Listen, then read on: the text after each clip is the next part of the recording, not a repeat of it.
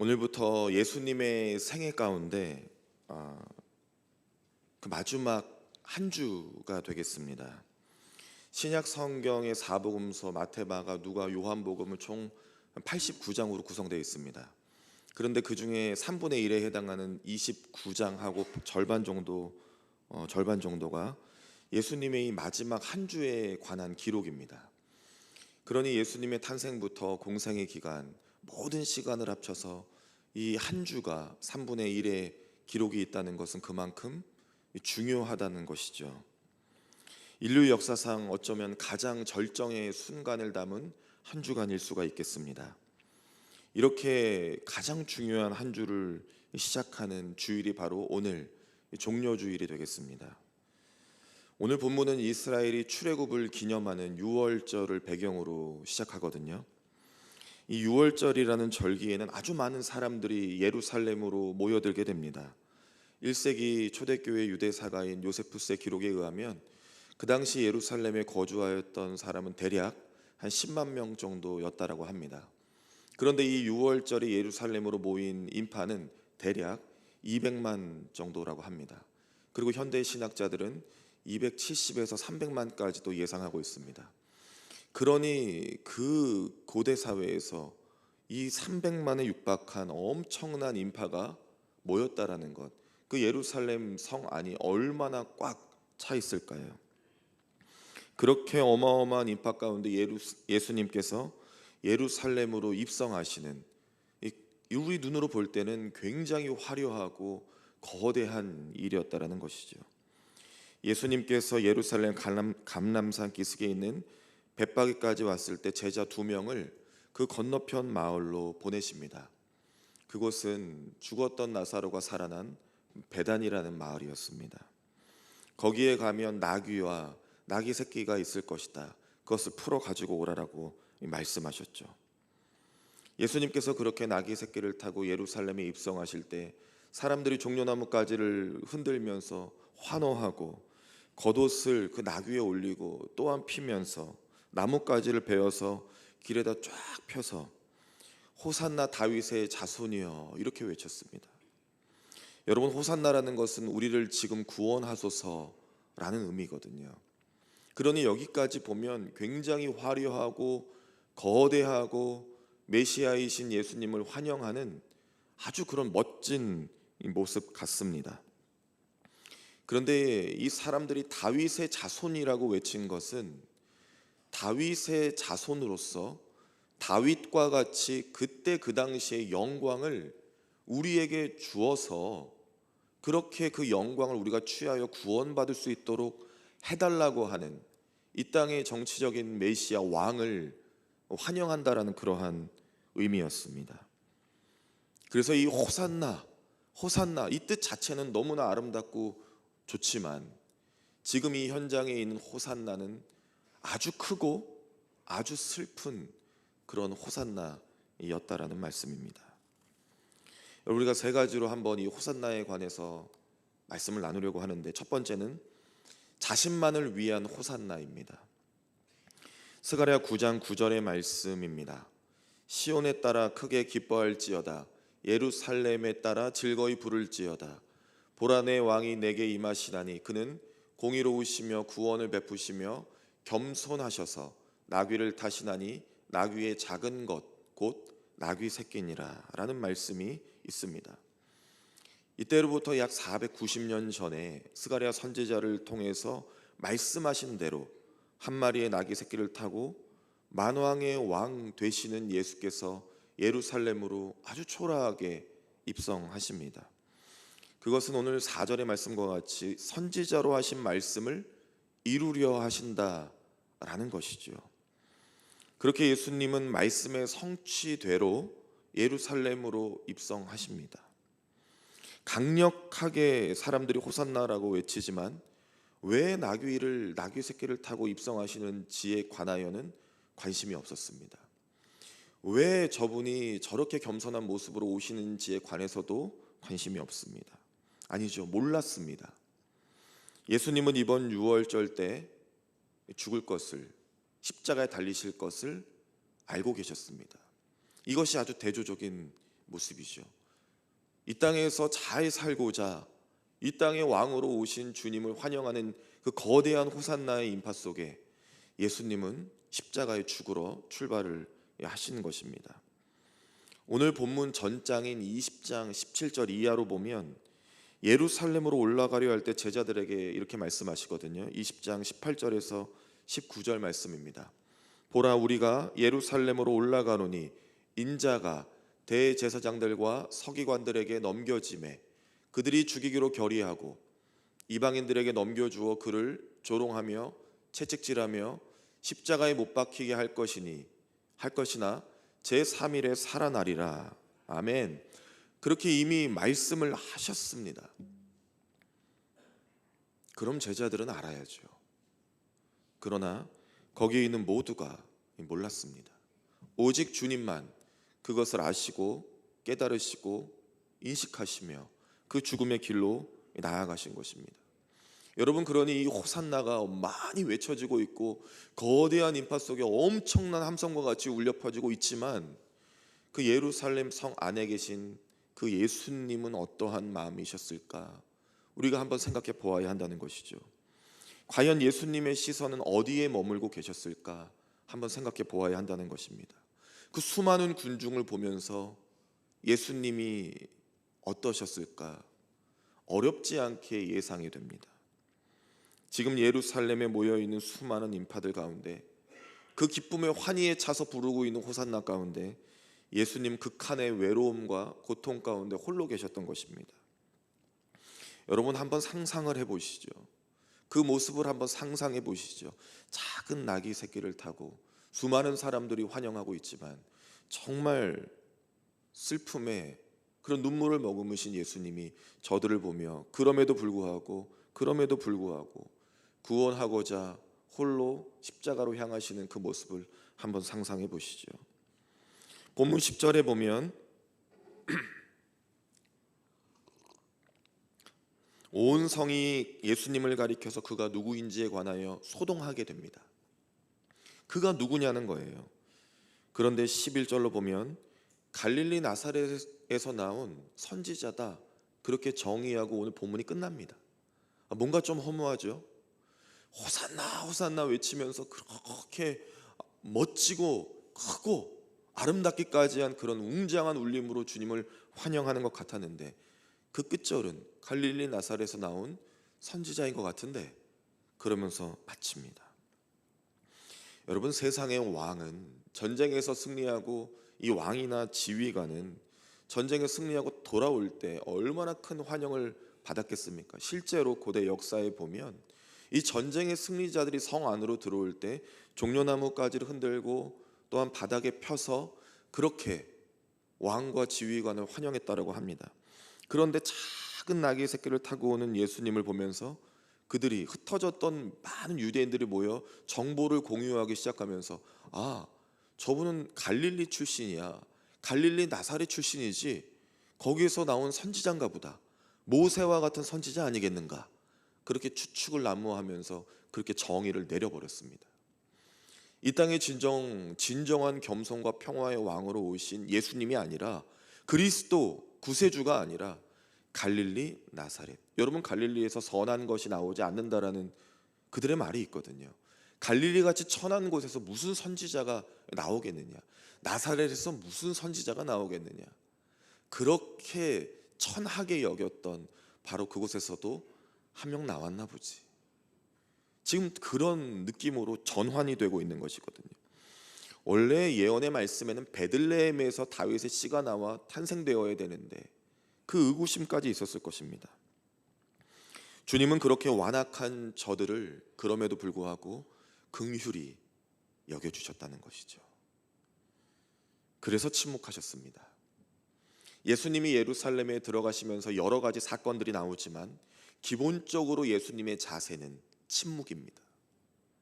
말할 필요가 없어요. 더 말할 수도 없습니다. 이제 한 주 남았어요. 그동안 공생의 3년간에 계속 외쳐가면서 많은 표적과 기사와 이적을 보여주시고 내가 그리스도라고, 하나님의 아들이라고, 죽은 자까지 살리시며 그렇게 일하셨는데 끊임없이 말씀하셨고 제자들은 얼마나 그 말씀을 많이 들었겠습니까? 그런데도 저들이 외치는 호산나는 자신들을 위한 거였습니다. 이제 우리 삶이 좀 펴겠다. 다윗이 왔을 때 우리가 승리하지 않았냐? 태평천하를 이룬 것처럼 이제 또 우리가 그러한 역사를 만들겠구나.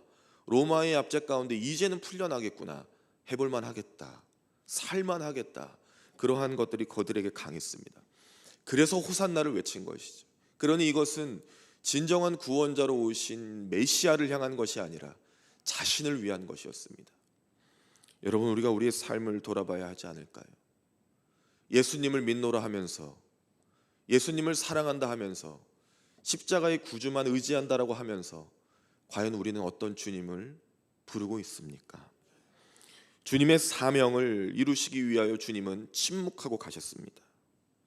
죄의 문제가 너무나 강력하기 때문에, 도저히 해결할 수 없기 때문에, 주님이 십자가에 달려 죽으시지 않으면 해결이 되지 않기 때문에 치열한 마지막 전투를 위하여 호흡을 가다듬고 계셨던 것이죠. 자신이 죽을 것을 알면서 그 마지막 전투를 임하는 군사의 모습이 여러분 어떻겠습니까? 무슨 말이 더 필요합니까?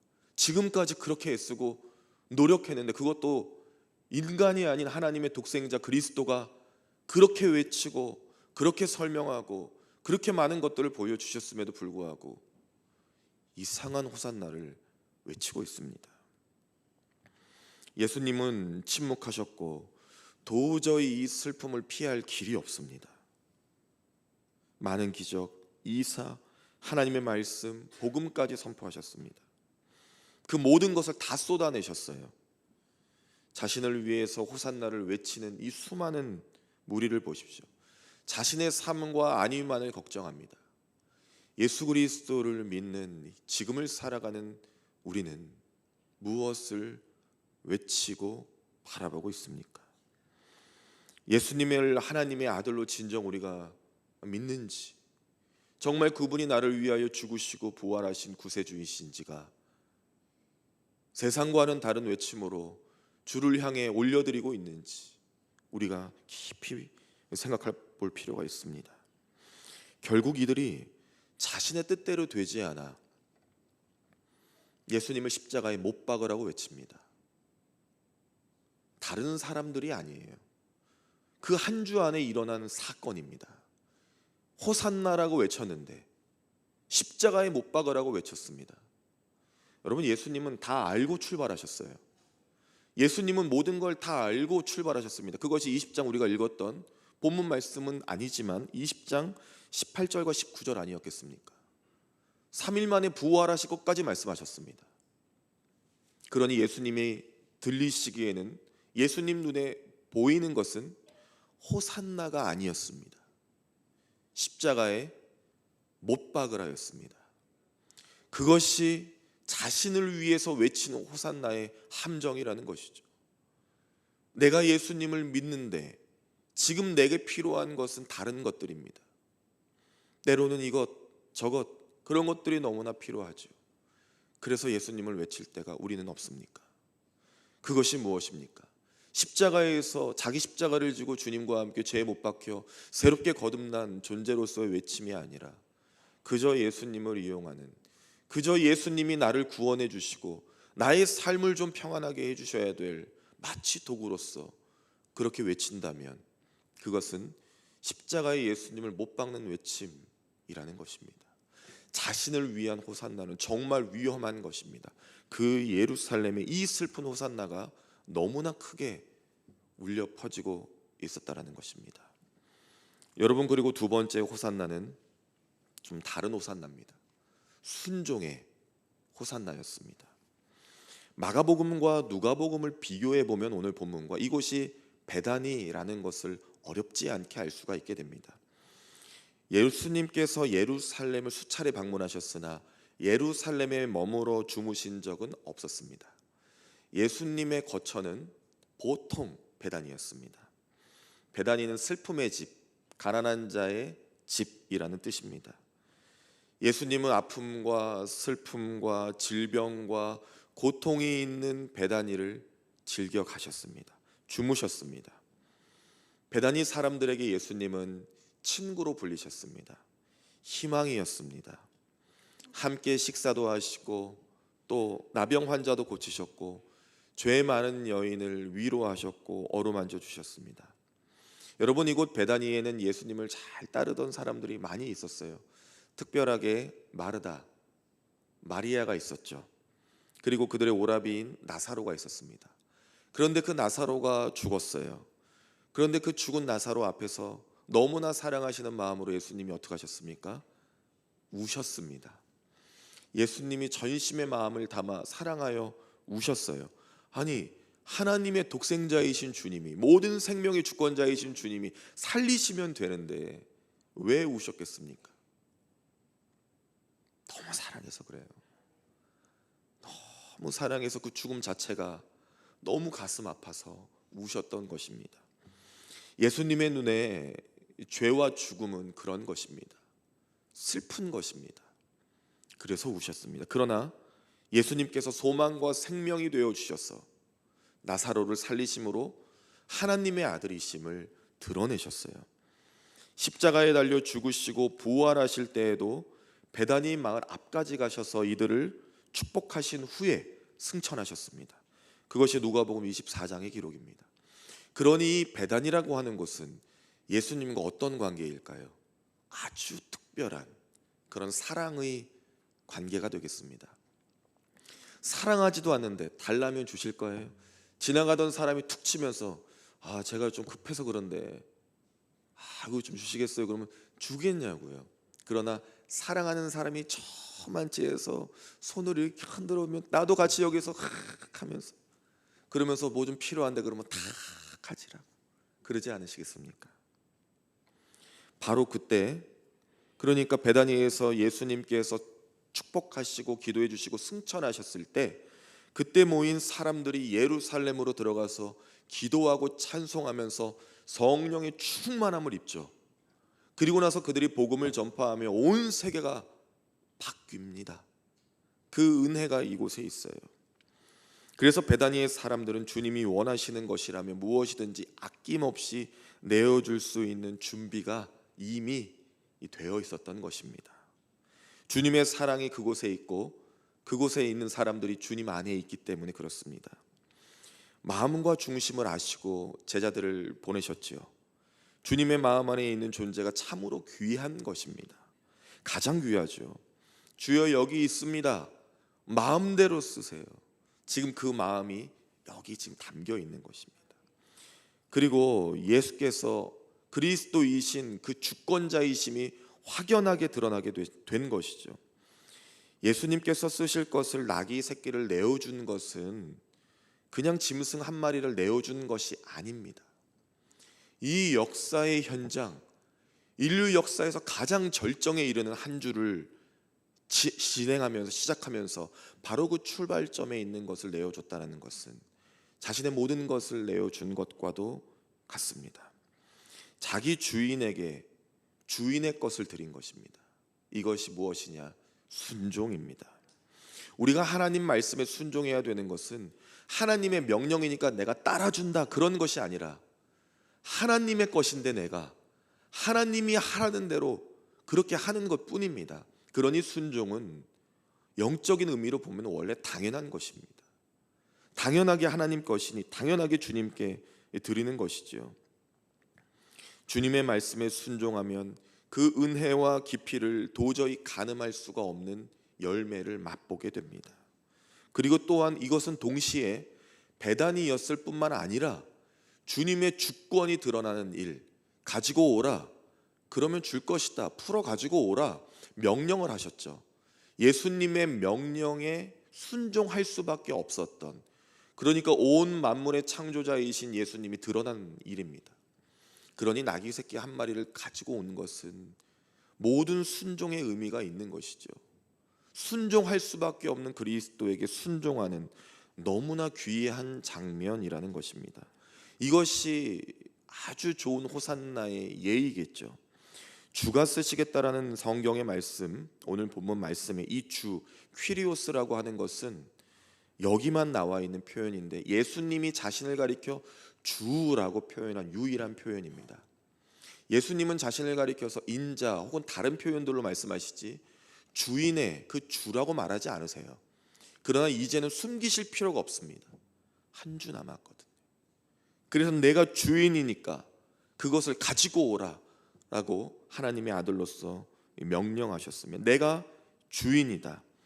그러니 여러분, 우리는 누구의 소유입니까? 주님의 소유입니다. 그리스도인은 그리스도의 것입니다. 하나님의 자녀는 하나님의 것입니다. 모두가 다 주님의 것입니다. 생명도, 시간도, 은사도, 물질도, 사업도, 가정도, 자녀도 다 주님의 것입니다. 여러분, 우리가 이것을 믿을 때 한 발 한 발 주님께 나아갈 수가 있지, 내 것인 것처럼 착각하고 왜 이것이 되지 않았을까, 왜 이것을 주지 않았을까. 여러분, 이것은 자신을 위한 호산나죠. 일이 되지 않고 때로는 건강이 온전치 못할지라도, 내 삶이 세상과 비교했을 때 잘 풀려지지 않더라도, 갑갑한 일들이 생기고 문제가 발생하고 넘어지고 회복이 되지 않더라도, 너무 가난할지라도 나는 주님의 것이기 때문에, 주님의 소유이기 때문에 주님이 인도하실 것이다, 주님의 말씀만 따를 것이다 라고 하는 이 고든 마음, 그 순종의 호산나가 우리에게 필요한 것입니다. 그때 예수님과 동행할 수가 있는 것입니다. 그것이 중요하죠. 주님이 쓰시겠다. 네, 주님 언제든지 저를 쓰십시오. 저는 주께서 피로 사신 주님의 것입니다. 그 고백이 교회에 우리에게 있어야 합니다. 주님, 제가 여기 있습니다. 한번 따라해 보실까요? 시작. 주님, 제가 여기에 있습니다. 아멘. 너무나 귀하죠. 저 목사 결심할 때 그 찬양 불렀었거든요. 주님, 내가 여기 있사오니 나를 받으소서. 그 찬양 아시죠? 그때가 중학교 1학년 때였습니다. 제가 초등학교 때부터 목사가 되기로 결심했었는데 왜 그런지 모르겠어요. 왜 그랬을까? 그리고 중학생이 되었는데, 그때는 큰 기도원에 수련회 많이 갔거든요. 연합수련회 아시죠? 그때 밤에 한 목사님이 집회 인도하시다가 그 찬양을 우리가 많이 불렀어요. 그리고 혹시 주회종으로 갈 사람 있으면 일어나 보라고 했는데 한 1000여 명 모여 있었는데 한 명이 일어났습니다. 저였어요. 그리고 어찌나 눈물이 나던지, 왜 그런지도 모르겠어요. 그렇게 시작했던 것 같습니다. 주님, 내가 여기 있사오니 나를 사용하여 주옵소서. 사용하여 주옵소서. 순종이 담긴 호산나, 우리가 불러야 될 호산나이죠. 주님 가시는 십자가에는 순종이 있습니다. 하나님의 말씀에 순종하는 하나님의 어린 양으로서 순종하고 계세요. 그래서 그 길에 동참하는 삶, 자기 십자가를 지는 삶은 하나님의 말씀, 그 주님의 말씀에 순종하는 것이지요. 아브라함이 그랬습니다. 모세가 그랬지요. 다윗이 그랬습니다. 하나님의 모든 사람들은 다 똑같았어요. 그분의 말씀에 순종했습니다. 수많은 하나님의 믿음의 사람들이 외친 그런 진짜 호산나 순종이 우리 가운데 가득하길 간절히 바랍니다. 그리고 세 번째죠, 진정한 호산나입니다. 진정한 호산나. 오늘 굉장히 슬픈 이야기를 우리가 하고 있는 거예요.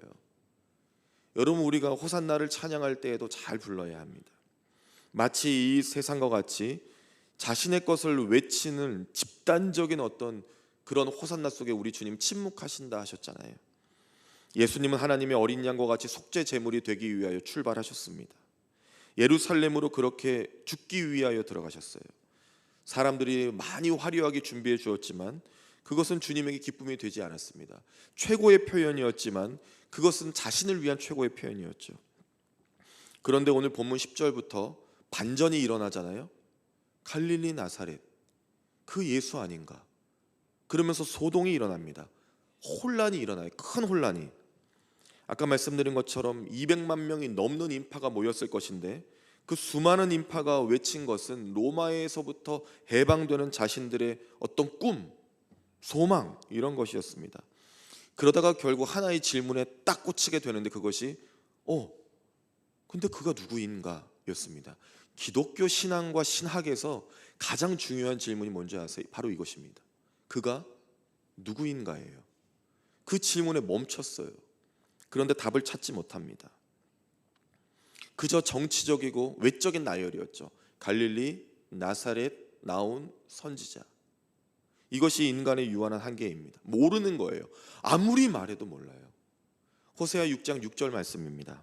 나는 인애를 원하고 제사를 원하지 아니하며 번제보다 하나님을 아는 것을 원하노라. 아멘이시요. 하나님은 하나님을 아는 것을 원하십니다. 예배가 중요하지 않다라는 것이 아니에요. 예배 중요하죠. 말씀과 기도와 찬양과 봉헌과 다 중요합니다. 그런데 왜, 누구에게 그것을 드리느냐가 더 중요하다는 것이죠. 내가 주님께 이 시간과 예물과 찬양과 예배를 드리며 좀 이 시간이 아깝다. 내가 끝나고 중요한 일도 있고 다음 주에 할 일도 많은데 이거 좀 덜 드리면 어떨까? 그럴 수 있어요. 그러나 여러분, 하나님은 그것을 원치 않으신다는 거예요. 하나님을 알기를 원하세요. 과연 무엇을 원하시냐는 거예요. 하나님이 나에게 원하시는 것이 무엇인가를 알아가는 것, 그분이 누구인가를 알아가는 것이 너무나 중요하다는 것입니다. 예수님은 결정적인 순간마다 물으셨어요. 내가 누구냐라고. 그걸 모르시겠냐고요. 사람들이 예수님을 향해 뭐라고 하시는지를 모르시겠냐고요. 갈릴리 나사렛 예수 아셨어요. 누군가는 선지자, 누군가는 선생, 랍비 다 알고 계셨어요. 그런데도 물으셨어요. 듣고 싶으셨어요. 그때 사랑하는 제자 베드로가 말하지 않습니까? 주는 그리스도, 살아계신 하나님의 아들이라고요. 그 대답 한번 잘해가지고 수제자, 그것도 누구의 수제자입니까? 예수님의 수제자. 그 대답 없었으면 그거 어떻게 수제자냐고요. 그리고 예수님이 부활하신 이후에 누구한테 찾아가셨어요? 베드로에게. 무엇을 구워주셨습니까? 물고기. 진짜 맛있겠다. 너무 부럽지 않아? 예수님이 구워주시는 물고기는 얼마나 잘 구우셨을까? 얼마나 맛있는 떡을 구워주셨을까? 얼마나 좋았을까? 그 대답을 잘해야 되는데. 나를 누구라 하느냐, 예수님이 중요한 순간마다 물어보셨어요. 그런데 그들이 마태복음 27장 22절에 호산나 외쳤던 사람들이 이렇습니다. 빌라도가 이르되 그러면 그리스도라 하는 예수를 내가 어떻게 하랴? 라고 빌라도가 질문했어요. 사람들이 그러죠. 그들이 다 이르되 십자가에 못 박혀야 하겠습니다. 다, 그들이 다 이르되, 한 명도 빠짐없이 전부 다 외치는 거예요. 십자가에 못 박으라고. 예수님은 다 알고 계셨어요. 여러분, 우리는 주님이 누구인지를 알아야 됩니다. 그래서 우리가 어려움과 공경 가운데 있을 때에도, 넘어지고 회복이 안 될 때에도 예수님이 하나님의 아들이시고 나를 구원하신 구세주이심을 믿는다면, 이 배반치 않고 그것을 믿음으로, 주님이 그리스도이심을 믿음으로 외치고 고백해야 되는, 바로 그 진정한 호산나가 우리 삶에서 터져 나와야 되는 것이거든요. 이것이 믿어져야 되는 것이거든요. 위기 가운데 있다고 주님을 버리고 배신하고 부인하고 멀리하는 것은 정말 주님을 모르는 것입니다. 그래서 우리가 주님을 아는 것이 중요합니다. 진정한 호산나는 주님이 누구이신지를 고백하는 거예요. 여러분에게 주님은 누구이십니까? 여러분, 주님이 누구이십니까? 여러분, 가난이 우리를 넘어뜨리지 못합니다. 건강이 우리를 넘어뜨리지 못해요. 그 무엇도 우리를 넘어뜨릴 수가 없어요. 우리는 그리스도에게 속한 그리스도인이거든요. 하나님의 자녀이거든요. 누가 하나님의 자녀를 넘어뜨립니까? 감히. 그렇기 때문에 담대하게 외칠 수 있는 거예요. 예수의 마음을 품어야 됩니다. 그거 지금 주시고자 걸으시는 거거든요.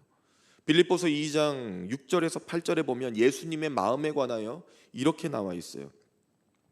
그는 근본 하나님의 본체시나 하나님과 동등됨을 취할 것으로 여기지 아니하시고 오히려 자기를 비워 종의 형체를 가지사 사람들과 같이 되셨고 사람의 모양으로 나타나사 자기를 낮추시고 죽기까지 복종하셨으니 곧 십자가에 죽으심이라.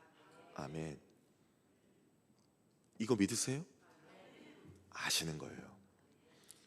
여러분, 믿으면 아는 거예요. 알게 됩니다.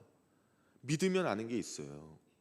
믿지 못하는 관계 안에서는 아무리 믿으라고 해도 보여지지 않고 몰라요, 그 중심을. 그런데 그 사람 믿어버리잖아요. 알게 돼요. 그 진짜인지 가짜인지 뭔지 다 알게 됩니다. 부부가 그래서 무서운 거죠. 도장 딱 찍고 같은 생활을 하며 늘 같이 호흡하며 얼마나 잘 알아가세요. 얼마나 잘 알아가시냐고요. 주님과 우리가 하나가 될 때 다 아는 거예요. 예수님이 저런 분이시라는 거죠. 이게 예수님의 마음을 품고 그러면 정말 중요한 게 생기거든요. 예수님의 마음을 품으면 모든 이름 위에 뛰어난 그리스도를 우리에게 주신대요. 모든 이름 위에 뛰어난 그분 앞에 만물이 무릎을 꿇고 경배하는데 그 이름을 우리가 얻는답니다. 이게 무슨 말이 되냐고요. 한 게 뭐가 있냐고요. 그러니까 가만히 서 있는 것밖에 없는데 믿음도 주시고 은혜도 주시고 모든 이름 위에 뛰어난 이름을 주시겠대요. 이게 무슨 일입니까? 우리의 마음과 영혼과 입술에 늘 진정한 호산나가 있어야 돼요. 예수님의 마음을 품으셔야 됩니다. 예수님의 마음이 있어야 돼요. 성령이 임재하셔야 돼요. 성령이 충만하게 임재해야 됩니다. 정말 주님과 행복한 길을 걸으셔야 돼요. 그러면 다 얻은 거예요. 다 얻은 겁니다. 사랑하는 교우 여러분, 우리는 내일부터 고난 주간 걷습니다. 특별한 마음으로 작정하여서 새벽을 살려고 해요. 이 새벽 가운데 주님이 깊이 우리에게 임하여 주실 것을 믿으시길 바랍니다. 또한 금요일 밤에는 성금요일 예배를 특별하게 드리려고 해요. 예수님께서 십자가에 죽으신 날이죠. 기념하면서 우리도 함께 우리의 죄가 십자가에 못 박히는 순간입니다. 그래서 여러분 결단하고 한 주간 우리가 새벽을 함께 살고 성금요 예배로 나와 주님을 경배할 수 있기를 바랍니다. 힘내서 진정한 호산나의 걸음을 함께 걸었으면 참 좋겠습니다. 사랑하는 교우 여러분, 우리가 외치고 있는 호산나를 되돌아보면서 진정한 호산나를 외칠 수 있도록 우리의 마음과 중심을 다잡고 주님의 십자가를 바라보며 기도하며 예수의 마음을 품은 예수의 사람으로서 살아갈 수 있기를 간절히 바랍니다. 기도하겠습니다.